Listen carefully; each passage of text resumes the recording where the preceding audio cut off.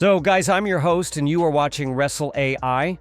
Let's dive straight into the latest updates from the WWE universe.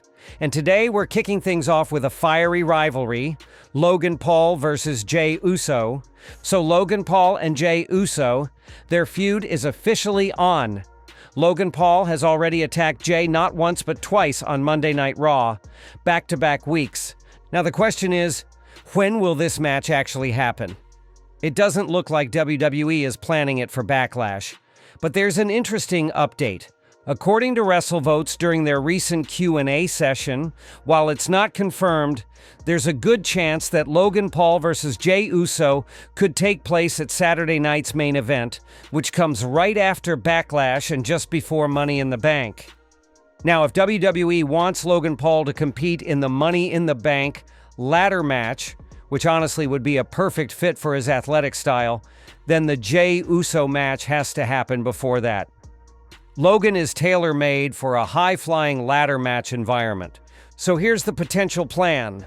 Logan loses to Jey at Saturday night's main event, but that doesn't kill his world title ambitions. Instead, he enters Money in the Bank, possibly even wins it, and then uses the briefcase at the perfect moment to become world champion down the line. Think about it. Logan Paul holding the MITB briefcase. It fits his brand. It creates buzz. It's unpredictable. So yes, the expected plan right now is Logan Paul versus Jey Uso at Saturday night's main event. And from there, Logan could be headed for a much bigger storyline. Now let's talk about the iconic Goldberg. There's been a lot of speculation about whether he'll appear at Backlash 2025, especially since that show is just around the corner. So here's the thing. Pat McAfee is officially facing Gunther at Backlash. And if you remember, last year WWE teased a potential Goldberg versus Gunther clash, but never followed through. Now with Goldberg likely retiring this year, WWE might finally pull the trigger. While WrestleVotes says they haven't heard anything concrete from their sources, they do suggest WWE could be saving Goldberg for the upcoming Saudi Arabia PLE. And here's why that makes sense. Both Pat McAfee and Goldberg come from football backgrounds, so WWE could spin a compelling storyline connecting the two. Imagine Gunther defeating Pat at Backlash and continuing a ruthless beatdown. Who shows up to stop him? Goldberg. That pop would be insane. Even if Goldberg doesn't wrestle at Backlash, an appearance to confront Gunther could set up a final match in Saudi Arabia. Not confirmed yet, but definitely worth watching out for. Let's talk about CM Punk now. So CM Punk recently made headlines after he posted a very direct and honest Instagram story, and it sounds like he may have experienced something uncomfortable in public. What did he say exactly? In his story, Punk wrote, "Stop touching strangers in public." That's a pretty powerful statement, and this isn't the first time he's addressed this. He has previously spoken up about how fans, especially at airports or public places, cross boundaries and try to touch WWE wrestlers as if they own them. And Punk is clearly fed up with it. This kind of behavior isn't just inappropriate, it's harassment. And unfortunately, it's something many wrestlers, especially female talent, have talked about before. Some fans start thinking that because they watch these superstars every week, they somehow have the right to invade their personal space. But that's not how it works. Respect and boundaries matter. Rhea Ripley, Matt Hardy, and now Punk, many wrestlers have spoken out. All they ask is for some respect and privacy. Not every fan behaves like this, of course, but even a few bad experiences can ruin someone's day. If you want a photo, take it from a distance. If you want an autograph, ask politely, and don't overstep. Because you never know what's going on in someone's personal life. Maybe Punk was having a rough day. Maybe he just didn't want to be touched, and that's completely fair. I totally agree with CM Punk on this. What about you guys? Do you support what he said? Let me know in the comments. Now moving on, let's talk about Will Ospreay, who's once again in the spotlight, but not for the right reasons. Ospreay's been catching a lot of heat on social media after making some salty remarks about WWE in a recent interview. Out of nowhere, he said, and I quote, Even on my worst day, I can outperform anyone in WWE in the ring. Like, seriously, that's a bold claim, and one that sounds more like ego than fact. And then Ospreay continues saying he doesn't watch WWE because he finds it boring. He even admitted that he didn't watch WrestleMania this year and said it wasn't worth watching. Really? But here's what's funny. For someone who doesn't watch WWE, he sure talks about them a lot. Half of his interview was WWE focused. He even gave backhanded compliments to a few wrestlers, but still kept trashing the company overall. Now here's the twist. Triple H had reportedly offered Will Ospreay a WWE contract when he was a free agent, but Ospreay turned it down, apparently because he wanted more vacation time. Triple H later made a public comment saying something like, "We don't hire lazy people, we want workhorses." Ospreay has clearly been bitter since then, and now he's lashing out with all these anti-WWE statements.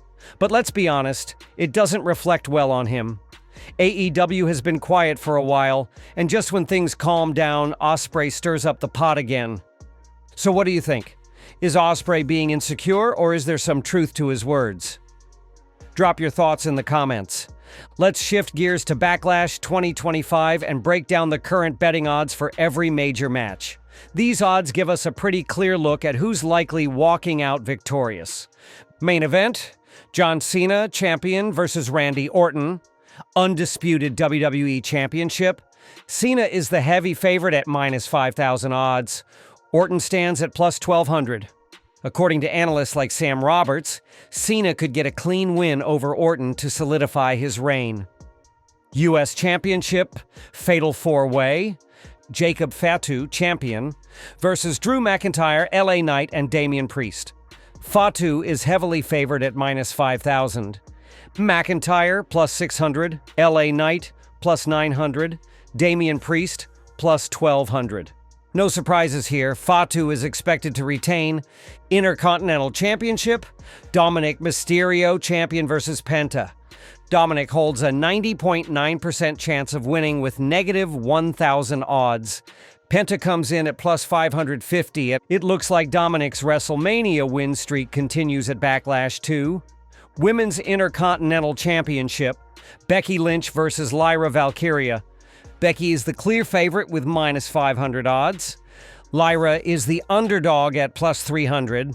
This could mark Becky's first reign as Women's IC Champion.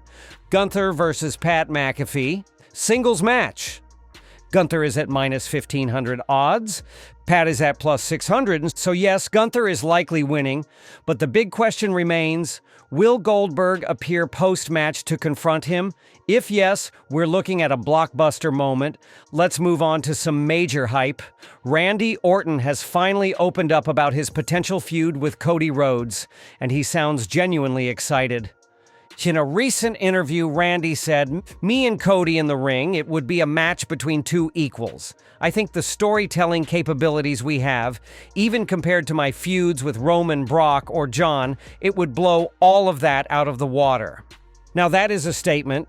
Orton truly believes that this feud could break all barriers and be one of the most iconic rivalries of this era. And honestly, I agree. Cody and Orton have so much history, from their days in Legacy to where they are now.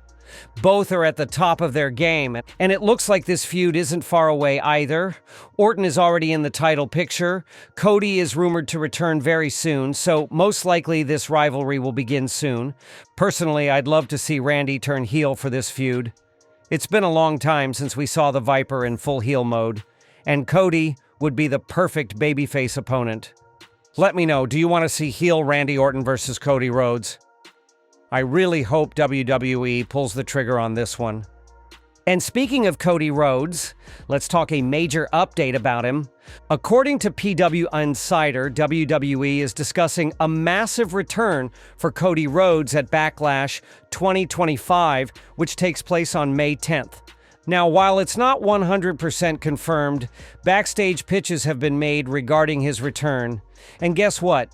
Cody is already being advertised for the SmackDown episode leading up to Backlash. So what does that mean? It could mean WWE wants Cody to show up at Backlash for a huge moment. Maybe he shows up during the John Cena versus Randy Orton main event.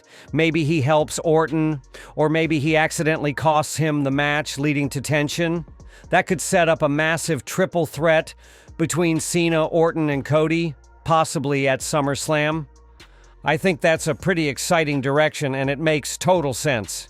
WWE knows Cody is a workhorse, a guy who doesn't like taking long breaks, so don't expect him to be out for too long. So that's the major update on Cody. Let's see how WWE books his return.